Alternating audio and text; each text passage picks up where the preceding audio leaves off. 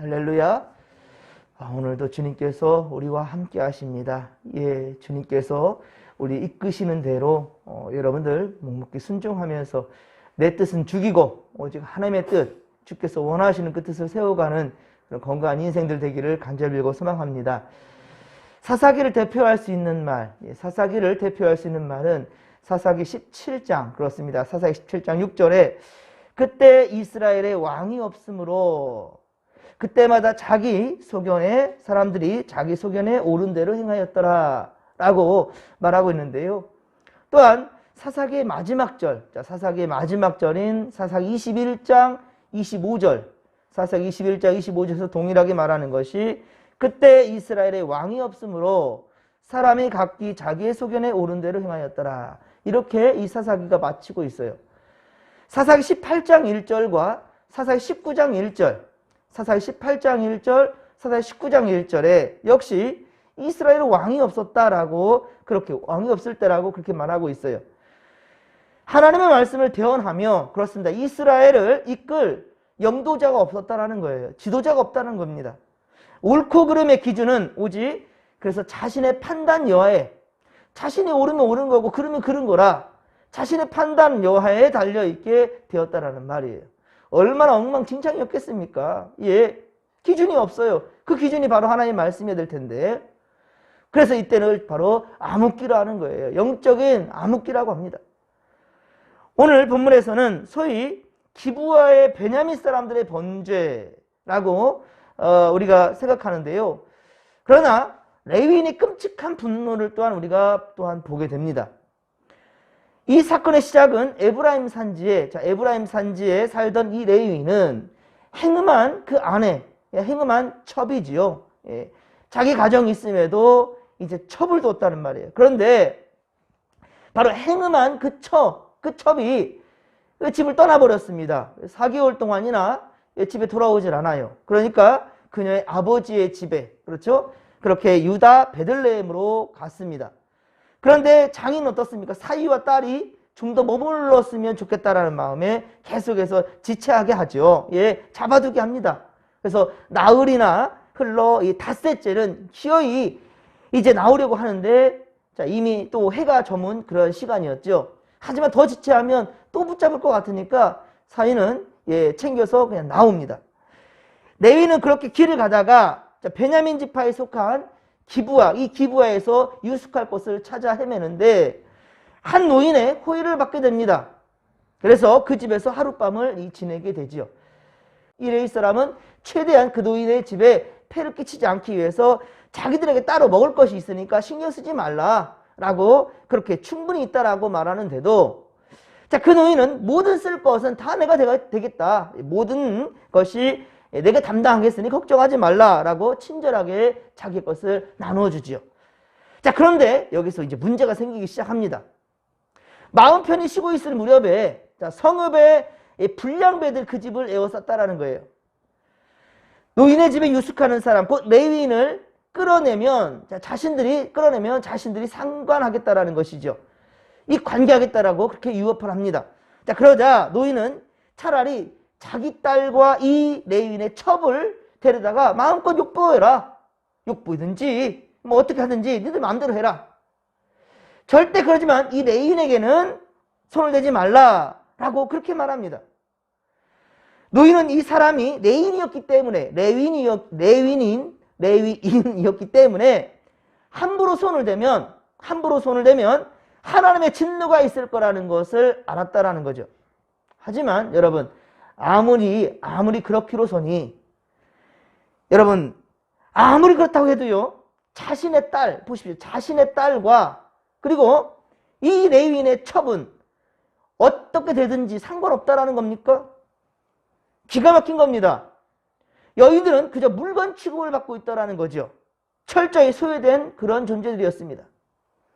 그래도 불량배들이 말을 들여 하지 않죠. 말을 들여 하지 않자 레위인은 자신의 첩을 강제로 끌어 그렇게 가서 그들에게 줘버립니다. 결국 여자는 밤새 불량배들에게 능욕을 당하고 새벽 미명해야 그렇게 풀려나죠. 아니 언제는 이 첩을 너무 사랑해서 4개월 동안 보지 못하니까 애가 타가지고 결국은 그 첩이 있는 그 아버지의 집까지 가지 않았습니까? 특히나 그 여인은 행음까지 했잖아요. 음행했잖아요. 그럼에도 불구하고 따지지 아니하고, 책망하지 아니하고, 비난하지 아니하고, 그 첩을 데리려고 그 첩의 집까지, 아버지의 집까지 갔는데, 그렇게 찾아 헤맸지 않습니까? 그리고, 사사기 19장 3절에 보듯이, 앞서 19장 3절에 보듯이 다정하게 말하며 데려오려고 하지 않았습니까? 그런데 이렇게 사랑했던 아내를, 자, 이제는 자신이 해를 입을까봐, 자신이 해를 당할까봐 그렇게 불량배들에게 내준다라는 것이 말이 됩니까? 그리고도 그 밤에 잠이 왔을까요? 그리고도 잠이 왔을까?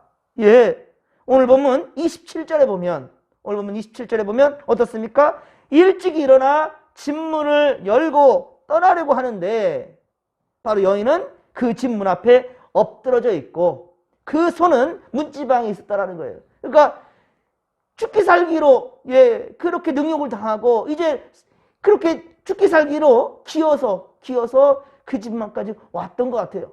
그리고 그 문고리를 잡고 열어달라고 애원을 하다가 그냥 쓰러져 죽은 것 같아요. 즉 여인은 남아있는 마지막 힘을 다해 남편이 있는 집 문 앞에까지 이르렀다라는 거죠. 그 자리에서 그리고 죽은 겁니다. 그리고 이 레위인이 한 행동이 무엇입니까? 이것이 정말 기가 막힌 겁니다. 이 레위인은 어떻게 했습니까? 첩의 시신을 가지고 이제 자기 집으로 돌아갑니다. 그런데요, 자기 집이 어떤 곳인지를 아십니까? 자, 오늘 보면 18절을 한번 보십시다. 그가 그에게 이르되 우리는 유다 베들레헴에서 에브라임 산지 구석으로 가나이다. 나는 그곳 사람으로서 유다 베들레헴에 갔다가 이제 어떻다고요? 여호와의 집으로 가는 중인데 나를 자기 집으로 영접하는 사람이 없나이다. 자, 나는 바로 여호와의 집으로 가는 중이다. 자기 본분이 바로 레위인이었다는 거예요. 레위인. 구별된 자라는 말입니다. 그래서 내가 거할 곳은 바로 하나님의 일을 감당한, 하나님의 일을 그 사명으로 감당하는 바로 여호와의 집으로 간다는 거예요. 근데 여호와의 집에 가지고 이 악한 짓을 할 수 있겠습니까? 이거는 기가 막힌 겁니다. 근데 이것은 바로 이 짐승들도 이렇게 취급하진 않아요. 이것이 참 이 시대에 이게 이루어졌다는 것이 놀라울 정도로요. 첩의 시신을 가지고 자기 집으로 돌아가고 그 첩의 시체를 어떻게 했습니까? 12덩이로 나누었어요. 12덩이로. 12덩이로 그렇게 잘라가지고 29절이죠. 29절을 보면 그 집에 이르러서는 그 집이 바로 여호와의 집이란 말입니다. 그런데 이렇게 악한 짓을 하나님의 집에서 할 수 있을까요? 자기 집이라고 말도 안 했어요. 하나님의 집이라고까지 말할 정도예요. 그런데 칼을 가지고 자기의 첩의 시체를 거두어 그 마디를 찍어 12덩이로 나눈대요. 그리고 그것을 어떻습니까? 이스라엘 사방에 두루 보내었답니다. 아내의 시신을 토막내어 훼손하고 이스라엘 온 지역으로 보낸다는 것은 죽은 자에 대한 또한 모독이지요. 짐승도 이렇게 취급하지는 않죠. 이것은 레위인 자신의 분노를 다스리지 못하고 홧김에 객기 부리는 거예요. 객기. 여호와 하나님 앞에 악행을 저지르는 것은 것으로밖에는 보이지가 않습니다. 진정 이 여인 때문에 분노할 정도였단다면 밤새 잠도 못 잤을 것이고요. 그리고 또한 어떻게 이런 불량배들한테 자기 아내를 내줄 수가 있겠습니까? 말도 안 되는 것입니다. 절대로 정당화시킬 수가 없죠. 얼마나 영적으로도 사회적으로도 그리고 인격적으로도 악한지.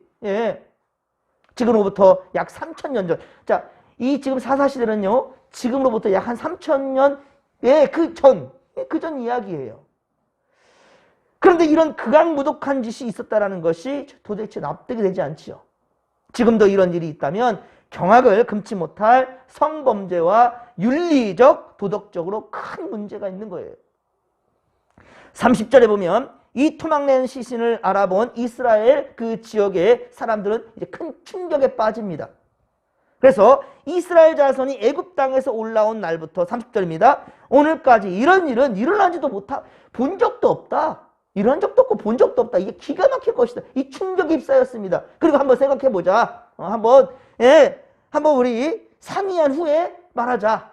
상의한 후에 말하자. 이게 너무나 충격이니까 이렇게 말합니다. 정말 이들이 분노한 대로 입에 담기에도 민망한 사건이 지금 벌어진 것이죠. 하지만 레위인은 모든 지파의 제사장직을 수행하는 어떻습니까? 구별된 자들이라 그랬을까요? 레위인들은 구별된 자들이라 그랬을까요? 각 지파의 사람들은 레위인의 악행은 생각하지도 않고요. 레위인의 이 악행은 생각지도 않고 오히려 음행한 바로 기브와 베냐민 사람들의 악행만을 생각하고 있습니다. 예, 그 베냐민 사람들의 악행만을 생각하고 그에 따른 이제 사건들은 뒤에 또 이어지게 돼 있어요. 여러분, 베냐민 사람과 레위 사람 중에 여러분들이 보기에는 누가 더 큰 죄를 저지른 것 같습니까? 뭐 일단은 여러분들 레위 사람의 시신을 이 시신을 12막으로 토해낸 것이 여러분들 제가 보기엔 더욱더 잔인한 것 같아요. 또한 신앙의 지도자, 여러분 신앙의 지도자 지파가 이런 것은 이렇게 했다는 것은 더 큰 문제가 아니겠는가라고 생각이 됩니다. 우리 사회도 마찬가지인 것 같습니다. 여러분 서민이 죄를 지으면 엄벌로 다스리고 바로 구치소에 수감되지만 참 요즘 여러분들 정치적인 그 상황 가운데 한번 보십시오. 정치인들이나 재력가들은 참 이런 이유를 대요. 도주할 위험이 없으니까 풀려준대요. 서민들도 그런 잣대로 똑같이 될 수 있을까요? 예, 도주의 위험이 없으니까 영장을 기각시킨답니다. 이게 말이 됩니까? 요즘 대선 후보자들 중에는요, 뭐 전직 대통령들을 뭐 사면한다라는 것들이 지금 계속 수면에 올라오고 있는데, 저는 정말 화가 나는 것 같아요. 언제나 법 앞에 평등이라며. 법 앞에 평등이라고 말하면서 제왕적 대통령 그런 것을 반대한다고 말하면서도 특정 이 정치인들과 기업인들 그리고 대통령들의 죄는 정말로 솜방망이 취급을 하려고 하고 있어요.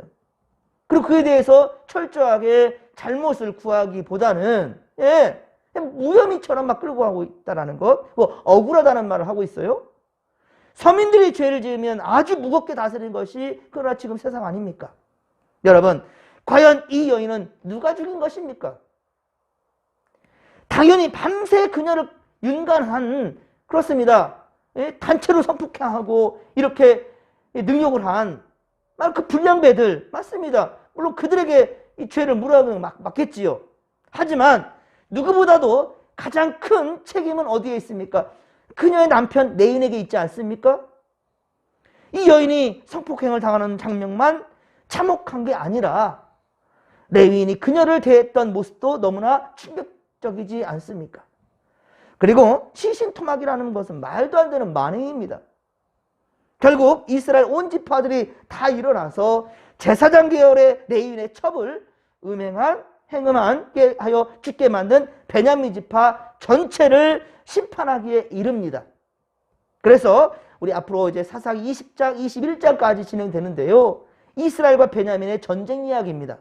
온 이스라엘과 베냐민의 전쟁 이야기라고요. 이스라엘 중에 베냐민 한 지파가 거의 진멸할 위기까지 처하게 됩니다. 그 베냐민에 속한 베냐민 사람이었던 그 불량배들을 심판하는 게 아니라 아예 그냥 전면전을 치르게 되는 거예요. 사랑하는 성도 여러분, 우리는 기부와 같은 끔찍한 범죄가 여러분 이 땅에는 절대로 없어야 된다는 거예요. 그러기 위해서는 여러분 특권의식을 내려놓아야 됩니다. 그리고 분노로 그렇게 홧김에 객기 부리는 것들 없애야 됩니다. 특히나 예수를 믿는 사람이라 한다면 특히나 그 입에 글잖아요. 나는 하나님의 집에 사는 사람이라고 18절에 그렇게 말하잖아요. 하나님의 집에 사는 사람이라, 즉 하나님의 자녀라는 말이에요. 아니 아버지 어머니 집에 사는 데가 내 자식이잖아요. 하나님의 자손이라는 사람이 하나님의 일들을 감당하는 사명을 가진 사람이 이 레위인이 이렇게 할 수 있겠습니까? 홧김에 전쟁이 일어난 거 이거는요. 물론 행음한 것이 그 문제가 작다고 하는 것이 아닙니다. 하지만 일 처리를 하는데 이렇게 할 수 있겠냐는 거예요. 오늘 우리는 오직 하나님만 겸손히 섬기며 주의 뜻을 받들 줄 아는 자들 되기를 소망합니다. 하나님의 법에 기쁜 마음으로 순종하여 오직 하나님을 영화롭게 하고 그리고 세상에 선한 영향을 끼칠 수 있는, 세상에 선한 영향력을 끼칠 수 있는 그러한 믿음의 권속들, 진정 하나님의 집에 사는 하나님의 자녀가 되는 우리가 되기를 주님과 저를 축원합니다. 자, 오늘도 주께서 우리와 함께 하실 것입니다. 하나님의 선한 역사 위에 귀히 쓰임받는, 악한 일이 아니라 하나님의 선한 일에 쓰임받는 우리의 인생 되기를 소망합니다. 자, 이 믿음 가지고 주여 삼창 부르며 기도하며 나갑니다. 주여, 주여, 주여. 살아계신 하나님 아버지, 오늘 성경에서 참으로 입에 담기도 두려운, 아버지, 내 눈에 정말 성경을 보고 있는지 의심이 갈 정도로 기가 막힌 사건을 봅니다. 하나님 아버지요, 그 레위인의 첩이 그렇게 흉간당하는 때에 하나님 아버지, 어찌 레위인은 두 발 뻗고 잠잘 수 있사오리까? 그렇게 그 불량배들에게 자기 아내를 내어줄 수 있사오리까? 또한 그들은 그렇게 밤새도록 새벽까지 아버지 그 여인을 괴롭히며 능욕을 하였고, 아버지 그러는데 이 아버지 주님 사람들의 판단은 오히려 이 베냐민 사람만 심판할 뿐이지, 우리 레위인이 했던 행동들, 그 시신을 12조각을 내었다라는 것, 이게 어떻게 가능할까요? 하나님 아버지여, 시신을 멀리하라는 우리 바로 하나님 아버지여 나실인에게 주어진 아버지 일이 어찌 하나님 아버지 이 레위인에게는 쉽게 아버지 헤어지는 아버지 그런 범죄로 아버지 헤어질 수 있사오리까? 하나님 아버지여, 이것이 또한 이 현대를 살아가는 우리의 삶의 모습일 줄 압니다. 주여, 레위인이라는 거룩히 구별되었다라는 이 특권의식에 빠져서 아버지 자기들의 죄가를 생각하지 아니하고 항상 아버지 남에게 이 분노함으로 객기를 부리면서 아버지 주님 성을 내고 분노하는 그런 모습들이요, 아버지요, 이 땅에서는 결코 그런 일을 없게 하여 주시옵시며, 무엇보다 하나님을 믿는 사람들이, 우리 성도들이 아버지 결코 그런 일 가운데 함께 서나야 될 줄로 믿습니다. 주여, 오늘도 아버지 우리가 살아갈 때 세상의 부조리한 것들이 아버지 결코 우리 모습 속에서 없게 하여 주시고, 어느 때든지 항상 하나님의 집에 사는 사람답게, 우리 하나님의 백성들답게, 하나님의 자녀들답게 아버지 믿음 안에 살 수 있도록 도와주시옵시며, 감정대로 살지 않게 하시고 분노하지 않게 하시고, 아버지 그럴수록 더욱더 겸손히 주 앞에 무릎을 꿇으며 주의 말씀 받들 수 있는 아버지 그런 주의 백성들 되게 하여 주시옵소서. 오늘도 주여 우리의 말씀으로 인도하시고 아버지 교육하시며 우리 인도하여 주시옵소서. 하나님 함께하여 주옵소서. 선한 역사 위에 쓰임받는 우리 아버지 주의 선한 도구들이 되게 하여 주시옵소서. 함께하소서, 함께하소서, 함께하여 주옵소서.